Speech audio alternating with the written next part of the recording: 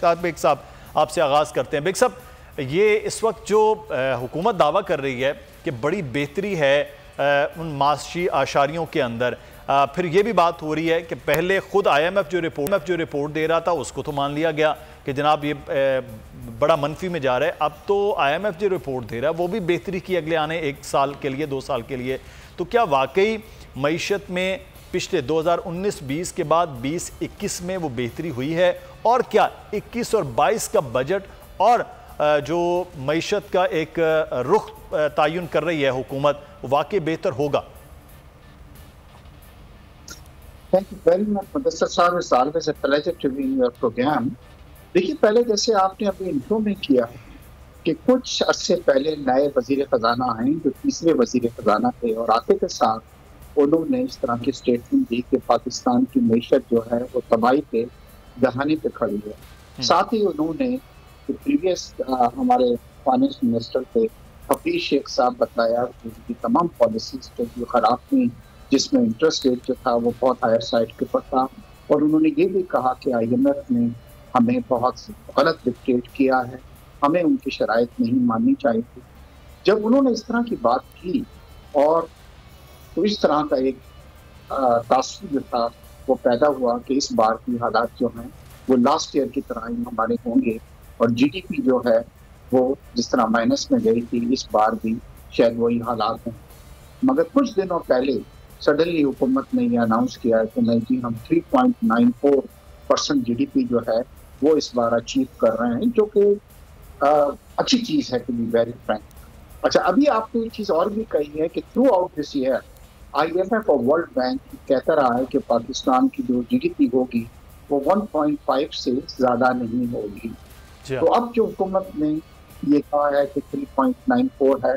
तो इस वजह से अपोजिशन भी ये समझने से कासिर रही है कि एकदम से विदिन अ मंथ ये तमाम चीज़ें इस तरीके से पॉसिबल हुई कि वो जो फाइनेंस मिनिस्टर ये कहते हुए आए थे, और तो वो थोड़ा सा इसकी वजह से इस तरह की सूरत हाल हुई है। अब मैं आपको बताऊं कि जी देखिए, इस साल कुछ पॉजिटिव चीज़ें हमारे पास हुई हैं, जिसमें सबसे बड़ी चीज़, अगर हम बजट की तरफ जा रहे हैं और हम 3.94 को कह रहे हैं कि हमें GDP आई है, इसमें सबसे बड़ा कंट्रीब्यूशन जो है हमारा वो रेमिटेंसेस का है। अच्छा, रेमिटेंसेस का यह है कि कोई हुकूमत का इसके अंदर बहुत बड़ा काम नहीं है। ये ओवरसीज पाकिस्तान से बाहर थे, उन्होंने मेहनत की, उन्होंने भेजा, और पाकिस्तान की तारीख में मुदस्सर साहब मुझे आज तक ये याद नहीं है कि इतना बड़ा अमाउंट आया हो। मंथली तकरीबन 2.25 बिलियन, और इसको हम करते हैं तो सुना ये जा रहा है कि इस बार हम शायद $27 बिलियन का हदफ हासिल करेंगे, जो हमारी टोटल एक्सपोर्ट से बहुत ज्यादा है। ये बहुत पॉजिटिव चीज हुई है मतलब, जिससे हमारी मईशत को बहुत ज्यादा, हमारा करंट अकाउंट डेफिसिट जो कम हुआ है उसकी वजह यह है कि हमारी जो रेमिटेंसेस हैं वो तकरीबन 24% के अंदर इजाफा हुआ है। साहब, आप ये कह रहे हैं कि इसमें हुकूमत का इतना नहीं, हुकूमत करी हमारी पॉलिसीज की वजह से और एतमाद की वजह से अब रेमिटेंस बढ़ा है। कहते पहले भी लोग बाहर काम कर रहे थे, पहले भी जो ओवरसीज हमारे हैं वो इतनी मेहनत कर रहे थे, लेकिन वो पैसा उस तरह से पाकिस्तान में नहीं आ रहा था। अब 2 चैनल्स के जरिए, एक तो रेमिटेंस डायरेक्ट आ रही, दूसरा रोशन डिजिटल अकाउंट के मद में $1 अरब जो है वो देखा गया कि वो आया। तो करें पॉलिसीज हमारी बेहतर हैं। सूरत हाल पे ऊपर मेरे दीगर मेहमान भी हमारे साथ मौजूद हैं, आसिफ समसम साहब भी और पाकिस्तान तहरीक इंसाफ की रहनुमा मुसर्रत चीमा साहिबा भी। मुसर्रत चीमा साहिबा, मैं पहले आपसे आगाज़ कर लूँ। ये आज 1 घंटे की करीब न्यूज़ कॉन्फ्रेंस थी वज़ीर आला सिंध की, और वफाक के ख़िलाफ़ पूरी एक चार्जशीट थी, और उन्होंने बताया कि कब से 3 साल से KP और पंजाब के लिए जो स्कीम्स हैं उसके मुकाबले में वफाक की जानिब से सबसे बड़े शहर कराची में जो सबसे ज़्यादा रेवेन्यू जनरेट करके दे रहा है, उसके साथ ज़्यादती हो रही कि यहाँ सुतेलों वाला मामला है, किसी किस्म की कोई नहीं चीज़ हो रही है। यहाँ कोई वफाक की जानिब से बड़ी स्कीम्स नहीं है, जो स्कीम्स चल रही हैं पिछले 5 साल से उसी को भी मुकम्मल नहीं किया जा रहा है। ये क्या वजह है कि आपकी हुकूमत अगर पंजाब में है तो वफाक पंजाब की जानिब रुख कर रहा है, अगर आपकी हुकूमत KP के में है तो वहीं पर है, तो ये निगलेक्ट सिंध जैसे सूबे को क्यों किया जा रहा है? देखें मुदस्सर भाई, एक होती है एलिगेशन बराए एलिगेशन, बड़े अफसोस के साथ कहना पड़ता है जो एक सिटिंग सीएम ने और जो प्रेस कॉन्फ्रेंस की वो बिल्कुल ऐसे लग रहा था कि जैसे किसी दुश्मन मुल्क की हुकूमत के ख़िलाफ़ आप एक प्रेस कॉन्फ्रेंस कर रहे हैं और इंतहाई गैर ज़िम्मेदाराना गुफ्तगू एज़ यूजुअल। उसके पीछे कुछ मुहरक़ात हैं, वो मैं आपके सामने आपके चैनल के तवस्सुस से अवाम के आगे रखूँगी। देखें, जो रियलिटी है वो ये है कि जो पाकिस्तान तहरीक इंसाफ की गवर्नमेंट है उन्होंने 32% एक्स्ट्रा जो बजट था पिछले 3 सालों में, जो माजी में कराची के लिए या सिंध के लिए मुख्तस किया जाता रहा, उससे 32% ज़ायद हमने रखा। अब जहाँ तक रहेगी बात, जो उन्होंने ये जो एलिगेशंस लगाई हैं ना, मुझे ये बताएं कि अरबों रुपए तो हमने नालों के ऊपर, उसके अलावा जो ग्रीन लाइन का मंसूबा है जो कि सितंबर तक होपफुली इंशाल्लाह कंप्लीट हो जाएगा, हैदराबाद मुल्तान और सखर की जो मोटरवे है इसके ऊपर 1 रुपया भी अगर सिंध गवर्नमेंट ने लगाया हो, और NHA के ऊपर एक और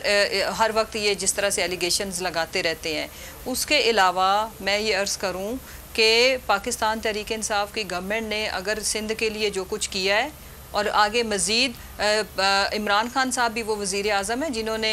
कराची पैकेज का ऐलान किया, हमने अगर कुछ किया है या करना है वो सिंध गवर्नमेंट के लिए नहीं, सिंध की आवाम के लिए। उसकी वजह यह है कि सिंध और कराची पाकिस्तान है और हम पाकिस्तान की जो आवाम है, इस मुल्क के जितने भी वसाइल हैं उनके ऊपर उनका बुनियादी हक है, वो किसी के ऊपर एहसान नहीं है। लेकिन अफसोस के साथ कहना पड़ता है कि अपनी परफॉर्मेंस इनकी फेडरल में भी इनकी मुख्तलिफ अदवार में हुकूमत रही, फिर 2008 से 2013 तक ये लोग, एक्सक्यूज़ मी, सही। अच्छा, लेकिन एक चीज़ जो है वो ये है कि आप जो बात कर रही हैं 13 तक देखें, जी जी जी जी इनकी हुकूमत फेडरल में भी थी,